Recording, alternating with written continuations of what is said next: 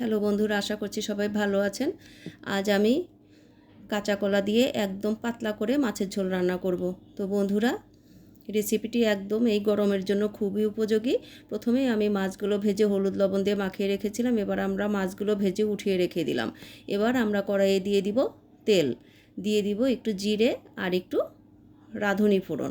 এবার আমরা দিয়ে দিব আলু, কাঁচা কলা আর কাঁচামরিচ। প্রথমেই আমরা লবণ হলুদ দিব না, কাঁচা কলা আলু একটু নাড়াচাড়া করে নিব, কাঁচা কলা নিচে লেগে যায়, সেজন্য আমরা হলুদ লবণটা একটু পরে দিলাম। এবার আমরা সামান্য একটু হলুদ লবণ দিয়ে আর কিছুক্ষণ ভেজে ঝোলের জন্য দিয়ে দিব পরিমাণ মতো জল। বন্ধুরা, এই স্টাইলে যদি আপনারা কখনো না খেয়ে থাকেন, অবশ্যই একদিন খেয়ে দেখবেন। আশা করছি পরিবারের সবাই পছন্দ করবে। একদম ইজি রেসিপি, খুবই কম সময়ে রান্নাটি হয়ে যায়, খেতেও অনেক মজা।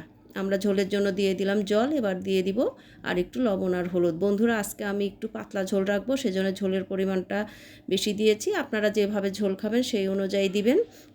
সবসময় আসলে বেশি তেল মশলার তরকারি খেতে ভালো লাগে না, মাঝে মাঝে এভাবে পাতলা ঝোল খেতে বেশ ভালোই লাগে। আমার ঝোল ফুটে উঠেছে, এবার দিয়ে দিলাম ভেজে উঠিয়ে রাখা মাছগুলো।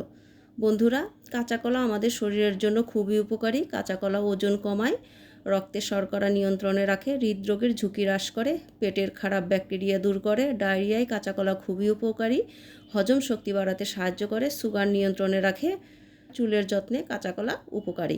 সেজন্য আমাদের মাঝে মাঝে বিভিন্ন রকম কাঁচা কলার তরকারি রান্না করে খাওয়া উচিত।